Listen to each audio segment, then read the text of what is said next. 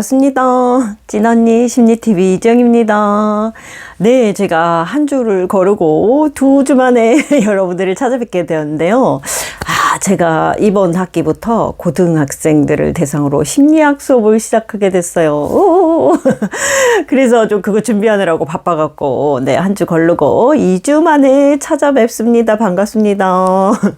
네, 오늘은 여러분들과 좀 저 유튜브 동영상에 새로운 꼭지를 만들어서 만나보려고 해요. 제가 치유의 기록이라는 꼭지를 좀 하나 더 만들고 싶더라고요. 이전까지 영상은 그냥 쭉 순서를 매겨서 이렇게 올렸었는데 요거는 좀 다른 꼭지로 해서 여러분들과 만나 뵙고요. 치유의 기록이라는 이 꼭지는 어떤 내용이냐면 제가 이제 제 책 불후의 명작 예, 나는 왜 사람을 만나면 아플까, 이 책에서도 제가 그간의 이제 그 치유의 과정, 제가 어떻게 스스로를 치유하고 성찰해서 더 행복한 사람이 됐었는지 그 얘기들을 쭉 다뤘었는데, 그 이후에도 계속해서 새로운 성찰들, 깨달음, 그래서 또 성장하고 더 행복해지고 이런 삶을 살아가고 있어요. 그래서 그렇게 중간중간 깨닫는 것들을 좀 여러분들과 나누고도 싶고, 저 혼자만 즐거운 것보다는 또 같이 또 이렇게 깨닫게 되고 또 성장하실 수 있기 때문에, 그런 마음에서, 그리고 또 저의 그 치유의 이야기들을 좀 기록으로 남기고 싶었어요. 나중에 책으로 쓰고 싶은 마음도 있지만 일단은 영상으로라도 좀 순간순간의 그 기록들을 좀 남기고 싶어서, 그래서 치유의 기록이라는 꼭지를 하나 더 만들게 되었습니다. 많은 관심 부탁드립니다. 아마 도움이 되실 거라는 생각이 들어요. 그래서 오늘은 제가 이것도 마찬가지로 치유의 기록이기 때문에 최근에 깨닫게 된 거예요. 그래서 이 깨달음을 통해서 또 훨씬 또 더 좀 자유로워지고, 예, 그리고 굉장히 좀 이거를 알게 되면서 또 너무 즐거웠어요. 그래서 이거 혼자만 갖고 있기 아깝다. 그래갖고 네, 오늘 이렇게 다뤄드리려고 합니다. 오늘은 이제 뭐 제목에서도 아시겠지만 나의 반쪽, 그러니까 나의 잃어버린 반쪽 그거에 관한 이야기를 하려고 해요. 저도 이렇게 살아오면서 유독 그 눈에 거슬리는 사람들이 있었어요. 사람마다 조금 다를 거예요. 어떤 사람은 뭐 되게 게으른 사람이 너무 꼴보기 싫기도 하고, 어떤 사람은 돈을 펑펑 쓰는 사람이 엄청 꼴보기 싫기도 하고, 어떤 사람은 또 허풍이 너무 센 사람이 꼴보기 싫기도 하고, 사람마다 되게 그게 달라요. 이제 저 같은 경우도 몇 가지 이렇게 특징이 있었어요. 그러니까 유독 이렇게 좀 너무 미운 사람이 있었어요, 살아오면서. 그래서 그렇구나 했었어요. 근데 제가 이제 저의 첫 책에서는 가족이라는 책을 많이 이렇게 다뤄드렸었는데, 최근에 또 그 이후로 굉장히 많이 도움을 받고 있는 책이 이 책이에요. 수치심의 치유라는 책인데, 이 책 가족의 저자인 존 브래드쇼가 이 책도 저자예요. 근데 이 책을 보면서 또 굉장히 좀 많이 성찰에 도움을 받고 있고, 여기서 이제 보면서 알게 된 거예요. 저한테 적용해서. 그래서 오늘은 이 책에서 이제 그 내용들, 내가 유독 꼴보기 싫은 사람들, 그게 무엇을 의미하는지를 알려주고 있더라고요. 제가 예전에 이게 얼핏 듣긴 했었는데 이거를 다시 보면서 제대로 알게 됐어요. 그래서 일단은 이제 이렇게 이 책에도 보면 리스트를 만들어요. 내가 아주 꼴보기 싫은 사람들 순위별로 작성해서 그 사람의 어떤 부분이 싫은지를 이제 한번 적어보는 거예요. 그래서 이제 저 같은 경우를 한번 예를 들어 드릴게요. 여러분들도 나중에 이 영상을 이제 보고 도움을 받으셨다면 한번 혼자 작성을 해보시면 좋겠어요. 네.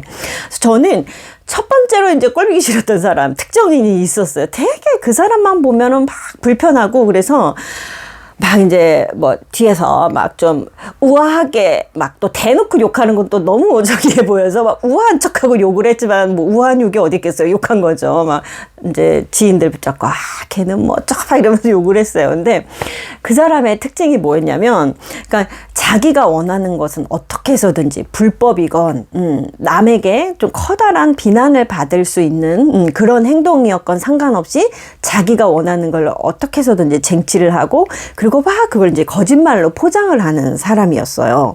그러니까는 우리 사회의 관습에서는 굉장히 좀 안 좋은 행동을 한 사람이었던 거죠.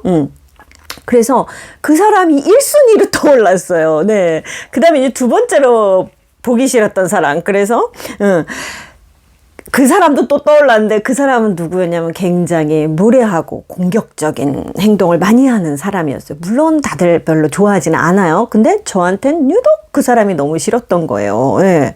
그리고 이제 하나 더 예를 보여드리자면 세 번째로 이제 제가 페이스북을 좀 많이 하는데 거기서 이제 제가 페이스북 친구로 끊은 사람을 보니까 너무 맨날 자기 자랑을 너무 많이 하는 사람 막 너무 자기의 뭐 여러 가지들을 찍어서 계속 올리는 사람들, 물론 SNS 그러려고 하긴 하지만, 네. 그래도 그게 이제 좀 과하다 싶어서 좀 피로감이 올 정도였던 사람을 끊었어요, 제가. 과감히 끊고, 네. 그 사람의, 를 세 번째로 이제 순위에 매겨서 이렇게 리스트를 적었던 거예요.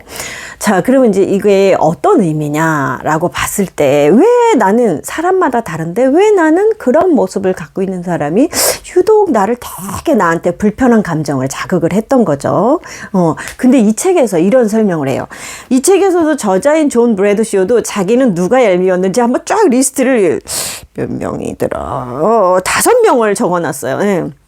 그러면서 이제 얘기를 하는데 여기 나온 사람들의 대표적인 인격의 모습들이라는 게 결국은 뭐냐면 당신이 그동안 부정해왔던 당신 속에 존재하는 인격들이다라는 얘기를 해요. 그래서 쇼크를 먹고 인정하고 싶지 않았어요. 이게 내가 부정해왔던 내 속에 존재하는 인격이라고, 내가 이런 사람이라고 이러면서 그러면서 읽었죠.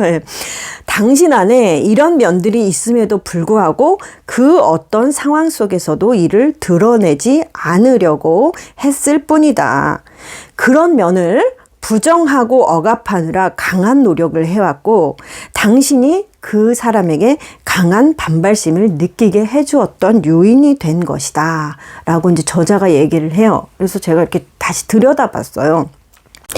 네, 이게 무슨 얘기냐면, 그러니까 그 사람들이 나를 자극한단 말이에요. 나한테 강한 반발심을 느끼게 했다. 이게 무슨 얘기냐면 그 저의 예 3가지를 다시 한번 짚어보면서 말씀을 드리자면, 제가 이제 첫 번째로 제일 걸렸던 사람, 불편했던 사람 뭐냐면 자기가 원하는 건 어떻게 해서든지 뭐 도덕적이든 비도덕적이든 상관없이 남들의 비난을 받을 걸 뻔히 아는 상황인데도 불구하고 했던 사람이란 말이에요. 그러면 그 반대로 보면은 그 사람 보면서 나는 굉장히 도덕적인 사람이야 라고 생각을 했었던 거예요. 실제로는 도덕적인 사람 이하가 아니라 도덕적인 사람이 돼야 한다는 압박이 엄청나게 컸던 사람인 거죠. 그러니까는 비도덕적인 모습 또 나의 일부분이 된다라는 거를 모르고 살았던 거예요. 그냥 도덕적이고 굉장히 숭고한 사람으로 살아야 된다는 그런 압박 속에 제가 살아왔던 거죠. 또 하나의 그 두 번째 예를 하나 더 이해를 위해서 말씀을 드리자면, 무례하고 공격적인 사람 불편하다 그랬잖아요. 그러니까 반대로 저는 굉장히 사람들한테 온화하고 예의 바른 그런 사람, 그 모습만 가진 사람이라고 저는 저를 생각을 해왔었고, 실제로는 그렇게 해야 된다고, 이렇게 그렇게 해야 된다고 생각하면서 살아왔던 거죠. 그러니까 그거로 저를 되게 이렇게 막 압박을 저한테 줬던 거죠. 마지막 3번째, 끊임없이 자기 어필을 하는 사람, 그러니까 자기를 계속 사람들한테 드러내고 뭔가 호소를 하고 이런 사람들, 그게 이제 너무 자기를 막 표현하려고 이러는 게 겸손하지 못하고 좀 꼴사납고 이런 모습이었던 거죠. 그러니까 나는 그런 모습이 없는 굉장히 겸손하고 자기를 막 밖에 드러내지 않아도 충분히 자존감이 높은 사람이야 이러면서 또 저를 억압을 해왔던 거예요. 예. 근데 이제 저자가 뭐라고 하냐면은 당신이 당신의 모습이 아니라고 부인하고 저항해 왔던 것이 이제 내가 그 리스트들을 보면 알 수가 있고, 그래서 그동안 당신이 자신을 과대평가해 왔다는 사실도 알 수 있다라는 얘기를 해요. 그러니까 우리는 그냥 저의 예를 들자면, 저는 제가 굉장히 도덕적인 사람, 숭고한 사람, 그리고 예의 바르고 겸손하고 사람들한테 굉장히 따뜻하고 온화하게 하는 사람이라는 저에 대한 과대평가를 갖고 그렇게 살아야 된다고 그거에만 막 치중해갖고 살아왔던 거예요. 그러니까 그렇게 막 저를 그렇게 몰아가는 게 어마어마한 내적인 스트레스를 주거든요. 그러니까 그렇지 않게 사는 사람들을 보면은 막 나는 그런 사람의 모습을 지키느라고 그런 사람인 척하면서 살았던 거죠. 한마디로. 실제로 그 안을 들여다보면 굉장히 도덕적인 사람, 그리고 막 겸손한 사람, 인간에 대해 굉장히 예의를 갖추는 사람, 이런 모습으로 살려고 너무 나는 노력하고 애쓰고 그렇지 않은 모습들을 막 억압하고 살았는데 막 그렇게 사는 사람들 보면은 당연히 열이 받고 불편할 수밖에 없어요. 나는 그렇게 죽어라 이거를 억누르고 그렇지 않은 사람으로 살려고 노력하는데 저 사람은 막 그걸 그냥 하고 있단 말이에요. 그러니까 꼴보기 싫죠. 예, 예를 들어 또 이런 것도 있어요. 내가 이제 그렇게 내가 억압하는 건 뭐냐면은 저는 그것도 가족의 부모들이 초점을 두었던 것에 영향을 많이 받는다고 봐요. 부모가 굉장히 도덕적인 거를 중요시하고 그것을 굉장히 칭찬을 하고 그렇지 않은 사람들을 엄청 비난하는 환경이었으면 나는 당연히 도덕적인 거가 중요한 사람이 될 수밖에 없어요. 비도덕적으로 살면 부모님한테 미움을 받잖아요. 미움받으면서도 할 만큼 용기 있게 애들이 못 살아요. 부모님 원하는 대로 살고 싶어 하거든요. 그러다 보니까 그건 억압하는 거예요. 그리고 도덕적으로 살려고 엄청 애쓰고 어느 순간 본인은 굉장히 도덕적인 사람, 도덕적으로만 가득 찬 사람으로 자신을 과대평가하고 착각하면서 사는 거죠. 그러니까 힘들죠. 부모가 돈을 굉장히 중요시해서 엄청 절약하면서 살고 조금이라도 돈을 허투루 쓰는 사람은 엄청 비난하는 집에서 자라왔어요. 그러면 그게 자연스럽게 돼서 나도 되게 돈을 절약하면서 살고 그게 되게 중요한 가치라고 생각하고 내가 그런 사람이라고 나를 과대평가하고 내 안에 돈을 막 쓰고 싶은 욕구는 절대 없고 그렇게 사는 사람들은 문제가 있는 사람이다 라고 생각하면서 그런 사람들을 보면 계속 불편해지는 거예요. 왜냐하면 내가 억압을 하고 있느라고 죽겠으니까. 근데 저 사람은 막 편하게 쓰고 있으니까 그거 보고 있으면 열이 받는 거죠. 그래서 그렇게 불편했던 거예요. 그래서 그런 사람들을 보면 내가 계속 불편한 마음이 올라왔던 거죠. 예. 그래서 이 사람이 이런 얘기를 해요. 만약에 이제 내가 겸손한 사람이다라고 이제 본인을 과대평가하면서 살아왔다. 근데 그거를 보니까 결국은 겸손한 그 자체보다 겸손하게 보이는 게 더 중요한 일이었을지도 모른다. 저도 이거 생각해보니까 그런 것 같아요. 제가 도덕적인 사람이라는 것보다는 도덕적인 사람으로 보이려고 애쓰는 거에 초점을 맞춰왔던 거죠. 그럼 더 피곤해지죠. 진짜 힘들어지는 거예요. 내 인생이 계속 보여주기에 급급한 삶을 사는 게 되잖아요. 그래서 이 사람 이런 표현도 해요. 내가 이렇게 인간 이상으로 보이려 했던 이라는 표현을 해요. 인간 이상으로. 이 표현이 정말 중요해요. 그러니까 사람들이 이제 저의 경우 나는 도덕적인 사람, 온화한 사람, 겸손한 사람 이런 것들을 막 예의 바른 사람 이런 걸 딱 이렇게 고기를 이상화를 시켜버리는 거예요. 나는 그런 사람이야. 그러면은 나는 비도덕적인 면도 당연히 있어요. 그게 너무나 당연한 거예요. 우리는 그런 인간들이거든요. 그리고 겸손하지 않을 때도 있고 공격적일 때도 있고 그런데 이거를 다 눌러버리고 나는 이런 면만 있는 사람이라고 생각하는 것 자체가 나는 인간이 아니라 인간 이상의 삶을 살려고 너무 무리하게 애를 쓰며 살아온 거죠. 예, 자기를 억압하면서. 그래서 우리가 그냥 연약한 인간인데 연약한 인간 그 이상으로 살아가려고 그동안 그렇게 애를 써온 거예요. 그래서 내가 나 자신을 내가 건강한 수치심을 갖고 있는 사람은 나는 도덕적이기도 하지만 비도덕적이기도 해. 나는 겸손하기도 하지만 때로는 막 그냥 내 자랑하고 이러기도 해. 이러면 굉장히 마음이 편해요. 근데 그거를 내 자신이 수치스럽게 느낄수록 계속 좋은 면이라고 생각하는 것만 막 부각시키면서 그거에만 몰두를 하는 거죠. 그래서 이 내 자신을 너무 수치스럽게 여기기 때문에 그것을 커버하려고 그동안 한쪽에만 초점을 맞춰서 막 그 과대 행동을 해온 거예요. 저자도 그렇게 자기가 그랬다고 얘기를 하고 있고 저도 이 글을 보면서 정리를 하다 보니까 나도 내가 좋은 가치라고 생각했던 것들 이런 사람으로 살아야 된다고 생각했던 것들 그거에만 맞춰갖고는 막 과하게 행동을 해온 거예요. 그냥 너무 좀 억압하면서 부자연스럽게 자유롭지 못하게 살아온 거죠. 그래서 이제 좀 추가해서 말씀을 드리자면, 근데 저자도 이런 얘기를 해요. 하지만 그렇다고 해서 당신이 부정해 왔던 사람 그 자체의 인격이 되라는 소리는 아니다. 그러니까 그렇게 살아라라는 얘기는 아니에요. 막 무례하고 폭력적이고 막 뭐 비도덕적이고 이렇게 막 살아라 이런 얘기가 또 절대 아닙니다. 네, 오해하지 마시고요. 그저 당신 안에 이런 면도 있다는 것을 구체화시켜서 알면 된다. 당신이 이게 정말 저는 이 표현이 너무 와닿고 저한테 큰 깨달음을 준 마지막의 표현인데요. 당신이 수치스럽게 여기고 있던 부분을 가리느라 온갖 힘을 다 쓰던 에너지를 풀어서 이젠 당신을 위해 쓸 수 있게 된다라는 표현을 해요. 이게 뭐냐면, 그러니까 아예 처음부터 나는 도덕적인 사람이기도 하지만 비도덕적인 사람이기도 해 라는 것을 받아들였고 그걸 알고 있었고, 그래서 내가 어떨 때는 도덕적이지만 그런 아닌 모습들도 살아갈 수 있다는 거를 이미 알고 있으면 나는 굳이 내가 막 도덕적인 사람으로 보이려고 막 애쓰면서 거기다 많은 시간, 에너지를 쓰지를 않는단 말이에요. 근데 이게 너무 어렸을 때부터 한쪽만 막 경직이 돼서 살아온 거예요. 그렇게 해야지 살아남을 수가 있었어요. 안 그러면 부모님한테 욕먹으니까.